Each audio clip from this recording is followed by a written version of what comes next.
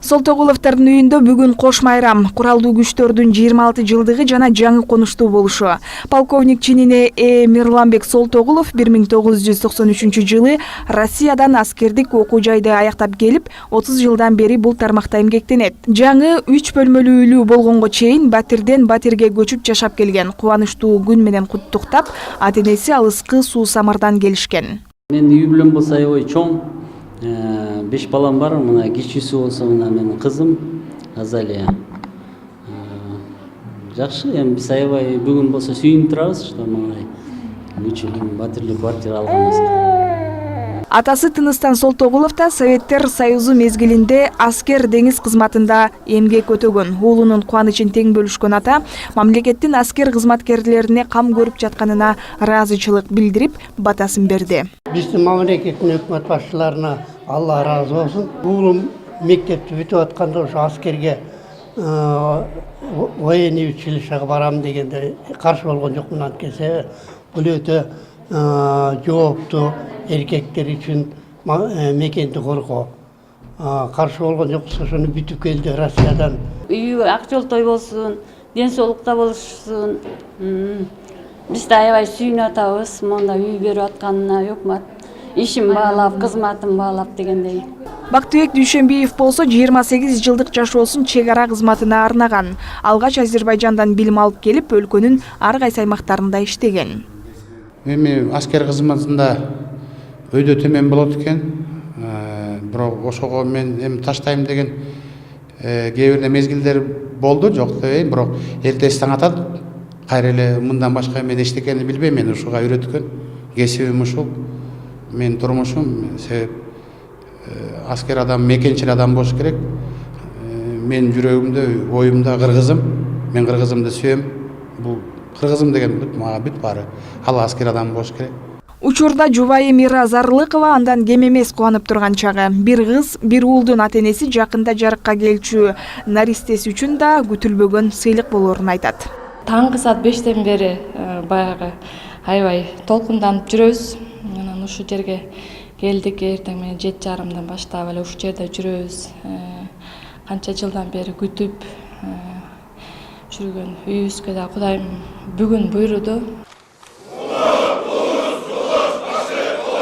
Ачкычтарды тапшырууга өлкө башчы өзү катышып, ата мекен үчүн күнү түнү кызмат өтөгөндөрдү кесиптик майрам менен куттуктады. Жооптуу жана татаал милдетти аткаргандар эгемендүүлүк жылдарында мекенге болгон сүйүү жана аскердик милдет сезимдерине негизделген салттарды калыптандыра алгандыгын айтат. Өткөн чейрек кылым аралыгында биздин кыргыз армиясы өзүнүн башынан бир топ кыйынчылыктарды жеңип өттү.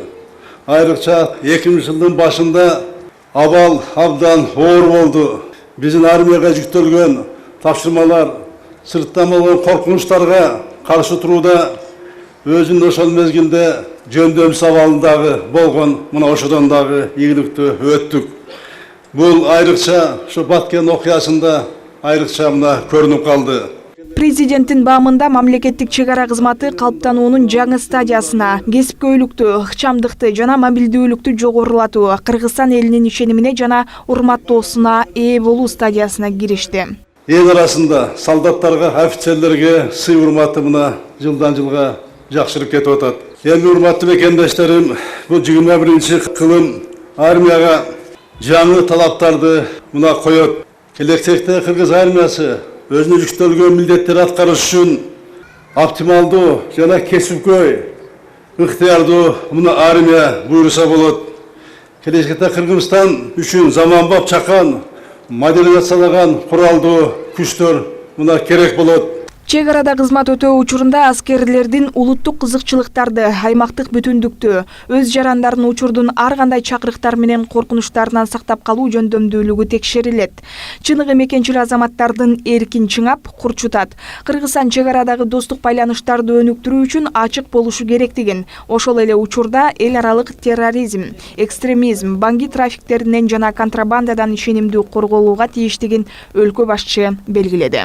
Бир эле армиянын жогорку күчүнүн даярдыгын камсыз кылуу жана жоокерлердин физикалык даярдыгы жана армиянын техникалык жабдууласына көңүл бурбастан мына акыркы жылдары биздин куралдуу күчтөрүнүн, айрыкча кыргыз армиясынын социалдык жактан дагы камсыз кылуу маселесине мына көңүл буруп жатат. Бүгүн жалпысынан 2481 квартиралуу 77 көп кабаттуу үйлөр берилди. Азыркы учурда 1200 квартиралуу 22 үйдүн мына курулушу, объект мына курулушу жүрүп жатат. Көз карандысыз мамлекеттин ажырагыс атрибуту жана таянычы, коргоочусу болгон армияны калыптандыруу аракеттери ар дайым көрүлүп келген. Натыйжада соңку жылдары абал жакшырганын куралдуу күчтөрдүн башкы штабынын башчысы да кошумчалады.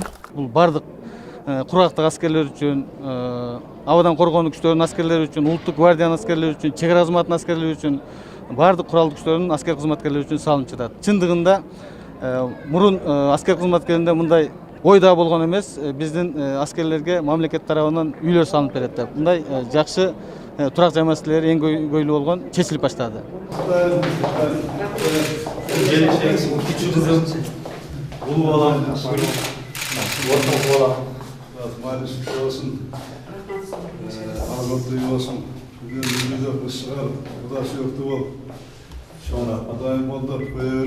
Жолдошум экөөбүз мына 3 чүрпөбүздү татыктуу Кыргызстандын жакшы адамдарынан чоң өтөбүз деп үмүттөнөбүз.